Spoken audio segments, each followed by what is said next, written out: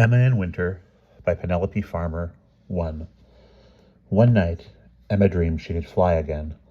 It was a slight, dark, strange dream, and she did not feel the effort of flying, the tight, difficult control of arms and legs that she had learned 2 summers back. She felt only the ease and the free skimming movement of the air below her and all about. But this air was not the warm air of their flying summer. It felt solid as ice, and she was like a knife cutting through the ice. Where her skin was open to the air, it burned and ached with cold, and when she touched her cheeks with her hand, she found them icy and rough under her fingers, though beneath the surface they burned like fire. Below Emma in her dream, a strange country lay. She thought at first it was her bed, the white dips and folds of the coverlet grown 100 times larger, or herself 100 times smaller. But slowly, she began to recognize in the strange white country not her bed at all, but the rolled-out shape of the downs, and she was puzzled because these downs were at once so familiar and yet so strange because they were so white. It was not the delicate white of frost or the shining white of moonlight. It was a whiteness thick as wool, softening every angle and hollow of the hills and reflecting upward to the sky where Emma flew its own flat light. It was so strange that she held her flight and hovered there, trying to guess what it could be, and then all at once she knew, and she could not imagine how she could have been so stupid as not to know before. The whiteness was snow, of course. If this had not been a dream, she would have known immediately. Her puzzlement over, she ceased to dream. She rolled over in her bed and slept plain sleep all the rest of the night and dreamed no more at all. In the morning she could not remember her dream. She could remember dreaming something strange and important, but no matter how hard she wrenched at her mind, trying to recall it, she could remember no more than that. In a little while she gave up even trying, and strangely found her mind back full instead of the summer 2 years back when she and her sister Charlotte and the other school children learned to fly. Everything had been perfect then, or so she thought now. She wished she could return to it, and that today was not today, and January, and lonely. Today Charlotte was to go away. She had been away all last term at boarding school, and now she was going a whole week before the new term began to stay with a friend she had made at school. She had wanted to stay at home with Emma, but her grandfather Elijah had peered out from his books, insisting that she go. "You mean," Emma said resentfully, "you mean, Charlie, you want to go with your smart new friends? I know you do. You don't want to stay with me at all. You would stay if you really wanted. I know you could. I know. And she burst out crying and turned her back on Charlotte. "Oh, Emma, don't cry, Emma." Charlotte was almost crying too. "I don't want to go a bit. They're making me go. I'd much rather stay here with you. Oh, please, Emma, don't cry." "I'm not crying," Emma said. She sniffed and gulped and afterwards pretended not to care any more, while the interest of the house turned around Charlotte. Miss Gosling, the housekeeper, fussed and clucked about and did very little for all her noise and fuss. Joe Bomble, the gardener, the son of old Bomble, their former gardener, carried Charlotte's trunk downstairs, heaving and groaning and mopping his head and asking what Charlotte took in there, stones for geography lessons or something. Even Grandfather Elijah came creeping out to produce from his clothes, like a conjuring trick, a whole 10-shilling note. And then he smiled and pecked at Charlotte's cheeks with his vague old lips and told her to be good. He was very slow, very bent. A single lock of hair lay on his head, but seemed to be too big for it, as if the head itself had shrunk. Only Charlotte took any notice of Emma, trying to comfort her, though Emma, even to Charlotte, went on pretending not to care. But when the gravel had spurted under the taxi wheels and the taxi had groaned and carried Charlotte off, she gave up pretending and stood quite desolate, looking across the lawn, where in summer the swallows flew, and stirring the gravel with her foot until the last sounds of the engine had died away down the hill. She felt more miserable than she had ever felt in her life before to be left behind, alone, at Aviary Hall. It seemed, in any case, a most desolate kind of day. The sky was elephant color, and the light was yellow, and heavy as if it fell through foggy glass. It made Aviary Hall look gloomier and shabbier than ever. Emma did not know if it had always looked shabby, or if she had just never noticed the shabbiness before. Now she saw that the walls and the ceilings were cracked and patched with damp, like maps of strange countries and stranger seas. She saw stuffing ooze out from the splits of chair coverings, like the flesh of overripe plums, and she saw that color had faded from everything, from pampered walls and velvet curtains and patterned Turkish carpets. Or else, as on the once bright hummingbirds in the drawing room, or the wide peacock fan in the hall, that it had been hidden beneath a skin of dirt and dust, and everywhere was as cold as stone. It was warm in Grandfather's study, but Emma was not allowed to go there. Otherwise, the only warm place was Miss Gosling's room, a stuffy, tiny room that had too many things in it and not enough air, and that smelled of old wool and mothballs and musty tea.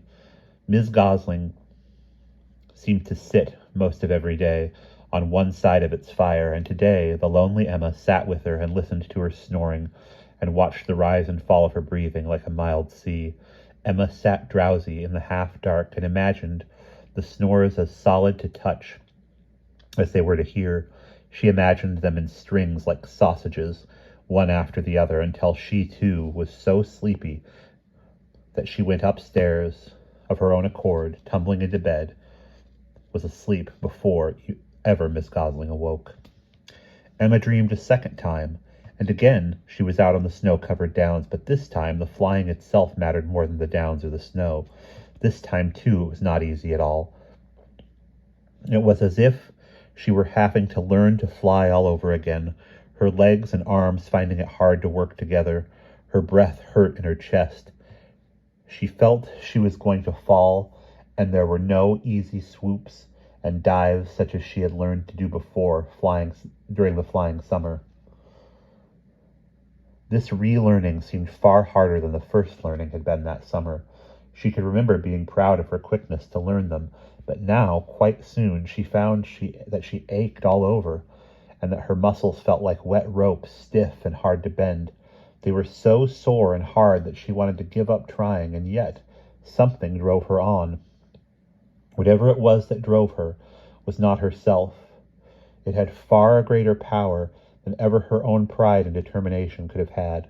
Whatever it was, she could neither hear it with her ears nor see it with her eyes, and yet somehow she could sense something or someone outside herself urging her, goading her on. But at last the knack of flight began to return to Emma. Her limbs worked together as they should, in harmony, though they were very slow. They were like the pistons of a railway engine, as it begins to move before iron obeys steam, before speed has come. When Emma awoke the next morning, she again remembered nothing of her dream, so she could not understand why her body ached so from her shoulders to her feet, nor why, when she turned over in bed, a knot seemed to come against her stomach, pulling it and hurting, as if there were a rope tying it. She lay with her eyes shut, counting every ache, and only slowly dared open her eyes in case they ached also. But they did not ache, and she forgot all the other aches, because her room, even with the curtains drawn, was filled with so strange a light. It washed the ceiling flat and white and flickering, and fell back down again onto her bed. It felt as if the ceiling were the surface of a lake, and she lay under water at the bottom of the lake, cocooned in the warmth of her bed. She knew at once the reason for the light, that the snow had come.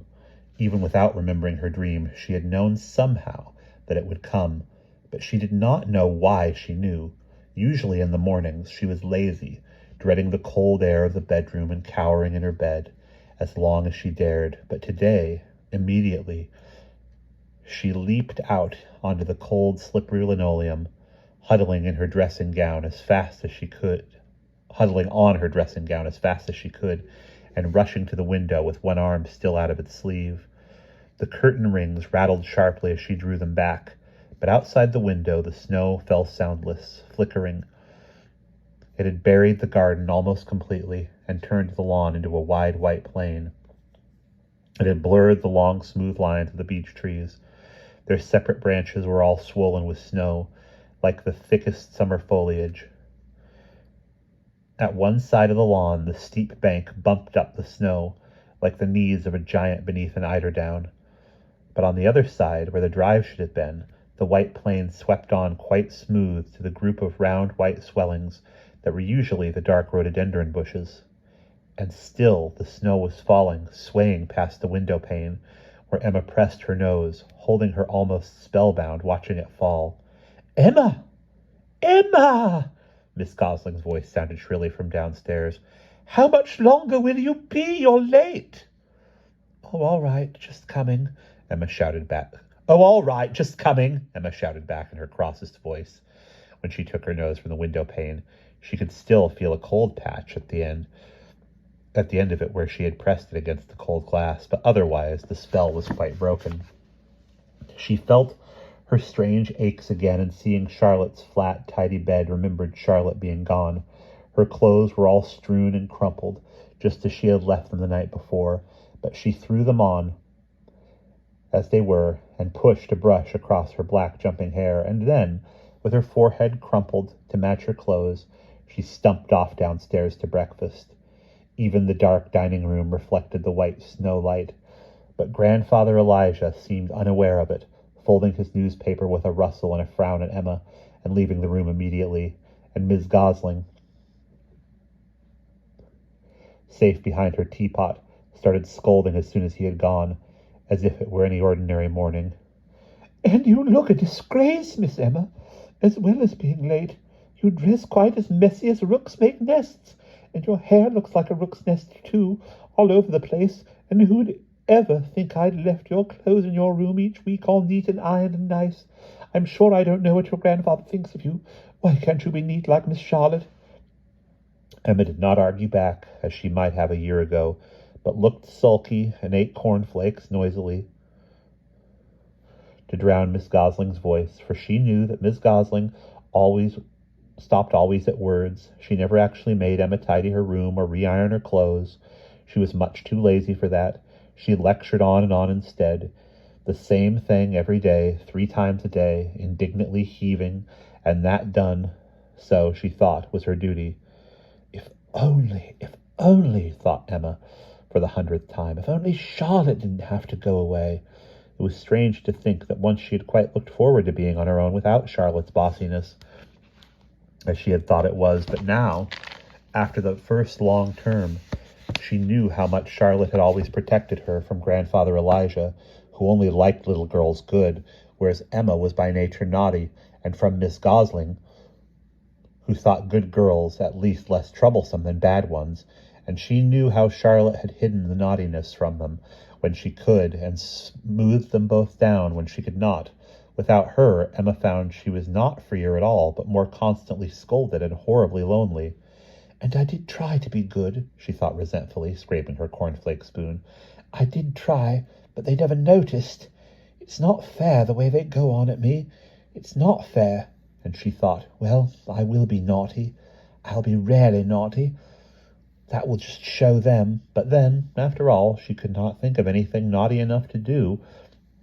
So for what might have seemed fun or funny at 10 or 11 seemed less fun at nearly 13.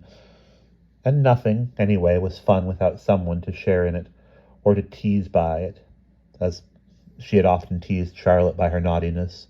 Not long after breakfast, the snow stopped falling. Emma put on her thickest clothes and stepped out like an Arctic explorer into a world that seemed quite as strange as the North or South Pole, even though it was the normally familiar garden, for never in her life had she seen as much snow as this. She took one cautious step off the steps and onto the drive itself, but immediately the snow climbed up and over her boots, and she could feel it, icy, traveling down her legs and melting into her socks. She took another step, and it felt just like a bee looks when its long legs stick in the honey pot. She struggled on 2 or 3 steps more, but every one was a kind of heaving leap. She was as puffed from those few steps as if she had run 100 yards, and her boots were brimming over with the melting snow. The edge of the lawn, or where it would normally have been a few yards away, was an effort, at least a good mile off. As for the gateway out of the drive, it seemed a continent away.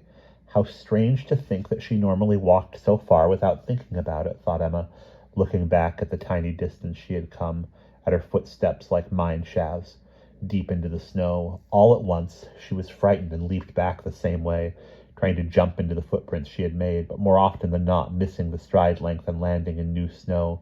Reaching the door at last, she grasped the great tarnished handle and felt its roundness with her hands, thankful it was solid and ordinary, for snow like this was extraordinary, making everything so huge and so empty. It was almost alive, she thought, blocking up doors to imprison you, and if you dared venture out, holding you like a bee trapped in honey, as she had been held just now. Thus it was a relief to see Joe Bomble stride around the house carrying a spade. His wide face was cheerful, red with cold, and the snow did not even reach the top of his boots, which immediately, to Emma's eyes, lessened its power and ferocity. And when he took the spade down from his shoulder and started to dig, everything was normal again, almost ordinary, because digging was what Joe Bomble did all and every day, or so it seemed to her. "Are we cut off, Joe?" she asked excitedly. "Will they have to drop us supplies by helicopter?" But Joe merely smiled and grunted. "No, bless you, Miss Emma. It's not so bad as that. We'll have our milk and our mail and such by afternoon. Don't you worry now." Emma, however, was more disappointed that they were not cut off than she had been worried that they were, for she hated milk and never had letters except from Charlotte, and Charlotte, having only left yesterday, could not have written to her yet. But as Joe had promised, soon after lunch, with a chain rattle and a glass clatter, with a crunch of snow and a rumble of engine, the milk van came up the drive. It was not really a van at all, the milkman said, but a kind of jeep, and it had once even crossed the Sahara Desert over sand quite as deep as snow, and was not, he boasted, to be worried by any little blizzard like this.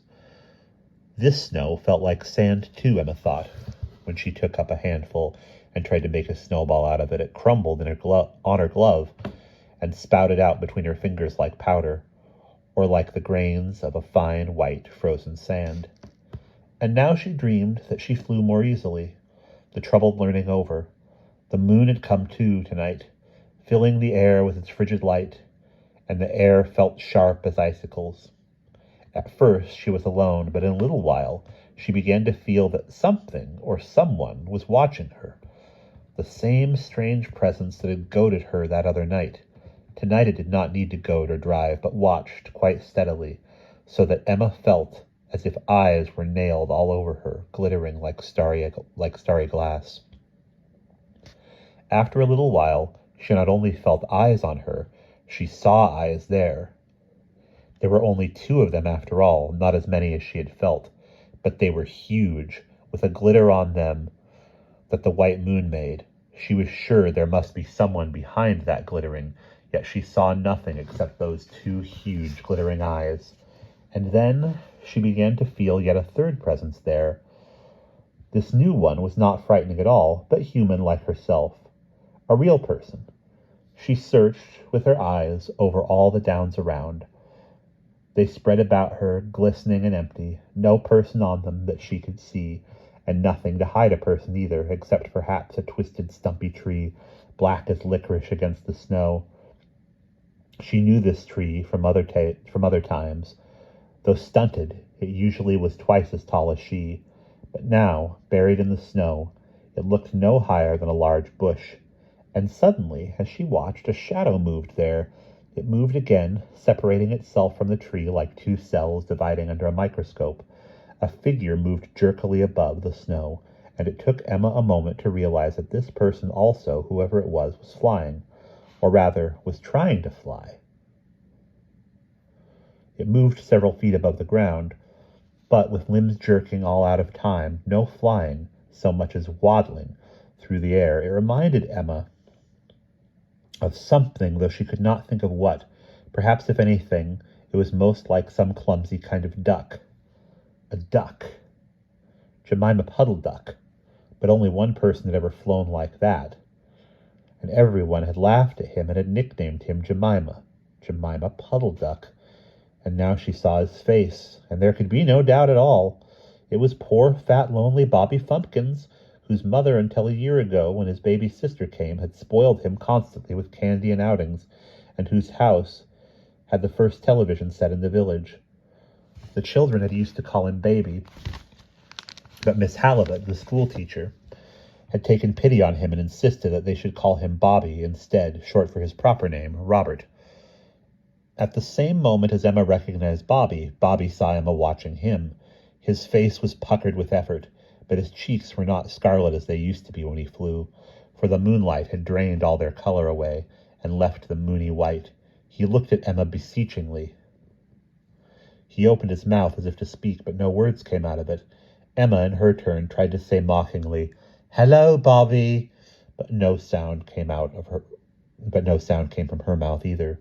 It was then with a shock she realized that in her dream there was never any sound, that she dreamed always in the silence of falling snow, like watching a silent film. Bobby was trying to struggle toward her, but in his beseeching and surprise he forgot to fly properly. His arms and legs splayed out. He lost control and began to fall. There was confusion of snow and arms and legs, and his sad face was lost for a minute in snow. When it appeared again, his eyes were wider. He looked sadder and more pleading than ever. But Emma was laughing. Though she made no sound, she could laugh with her face quite as cruelly as she could laugh with sound. She was mocking Bobby and his clumsiness, mocking him more as his distress increased, mocking because she despised him and his weight and his clumsiness as all other children did. As she mocked, she became aware of the other strange presence behind her, whoever or whatever it was, with its glinting eyes. The eyes were goading her this time to laugh, driving her to laugh cruelly still more. But after a while, strangely, Emma's laughing grew less. A little shame crept into her mind, checking her, though she did not want to be checked. But before it could stop her laughter altogether, she had woken up again in her own bed. She turned over, murmuring, and then fell back into quite dreamless sleep. The next morning, she remembered nothing again, except the mere fact of dreaming. But she did not care, because for the first time since the snow came, the clouds had gone, and the morning was beautiful. It glittered, it shone. Each tree had not only its solid snow rim, but also a delicate edge of frost on top of that. And when the sun broke through the fringed frozen branches, it was like palaces lit by crystal chandeliers. The icicles outside Emma's window were icy blue on one side, and on the other, where the sun caught them, they glowed a fiery red. And the frost made patterns on the window glass, like the white ferny flowers, with little glitterings.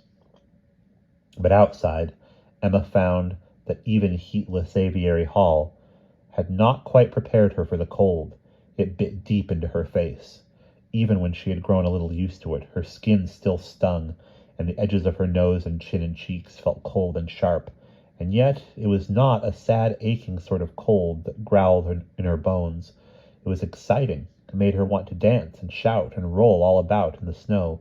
She spent the morning trying to toboggan on a tray stolen from Miss Gosling's pantry. But the useless tray only sank immovably in snow after a yard or so, grating Emma's face uncomfortably on the frozen crust of the snow surface when she tried lying face downward instead of sitting to see if it went better that way.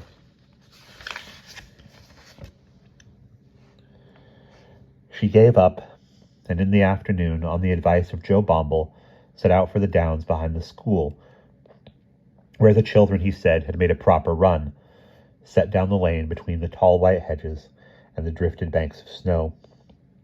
The sunlight was warm and golden on the snow. The shadows under the hedge were deep and blue and cold. The sun had already lost its fire in the air, so that she could look around directly into its round golden eye.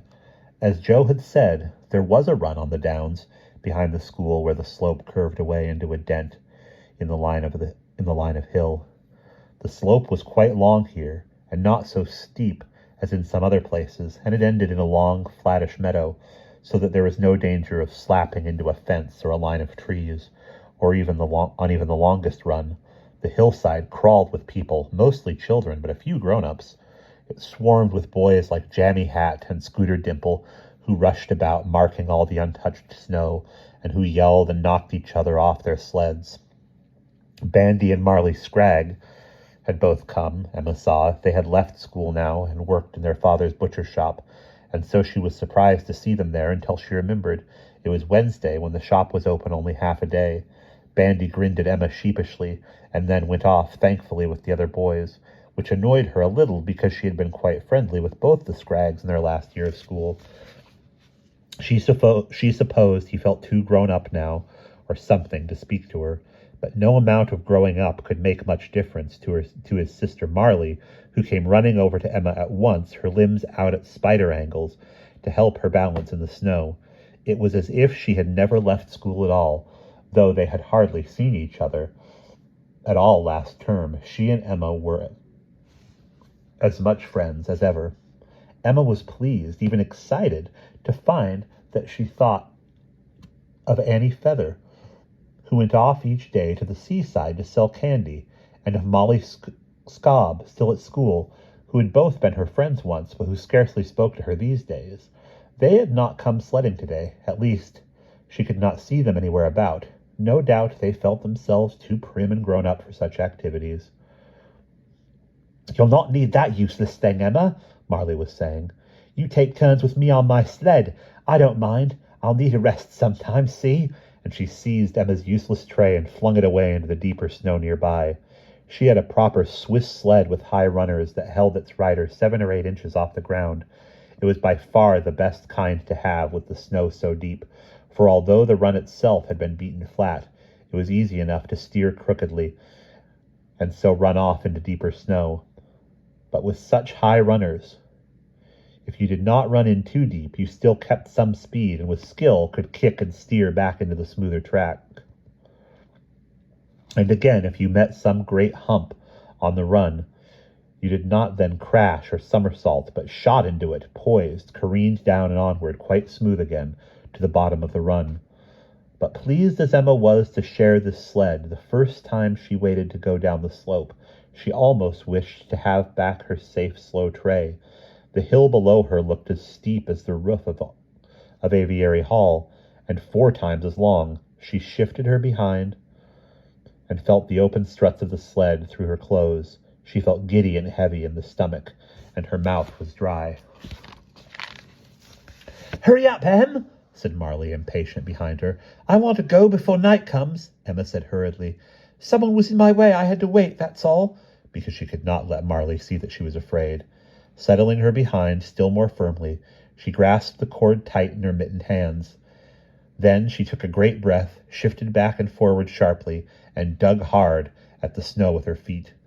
The sled shot forward. It teetered a second on the edge of the slope, lurched down suddenly, and was away so fast and sharp that Emma had to clutch wildly for her seat. Then she was straight again. Her stomach recovered. The wind was so loud in her ears that it drowned all the calling people.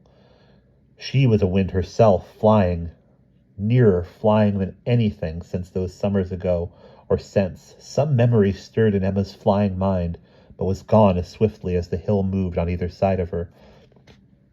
This first time she managed without an accident. Once she nearly went into the deep snow, but more by luck than skill, flailed with her feet at the spurting run and was back and straight again upon it. Several times she was nearly unseated by some bump in the land, and toward the bottom of the hill, where the bump was followed by a steeper dive, she fell sideways and thought for a moment she was finished, but somehow righted herself.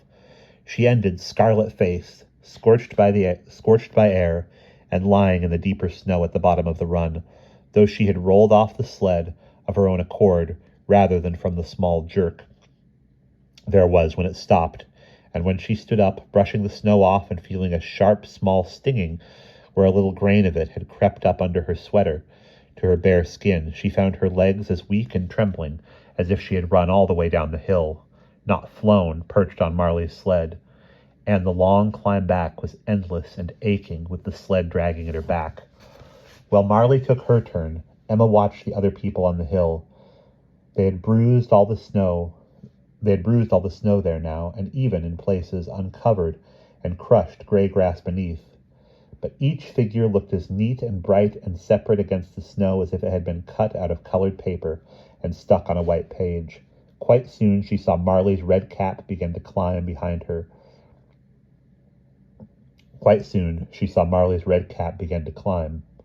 Behind her came another figure that seemed familiar also, though it was still too far to recognize, all muffled up in snow-weather clothes. But as Marley moved higher up the slope, she turned herself to see who climbed behind her, and, being nearer, saw who it was a second before Emma did, and she spoke to him mockingly, just as Emma too recognized him at last, and had a strange uncomfortable feeling that she had known all the time it was he, and had known that he would come, and yet did not know why she knew.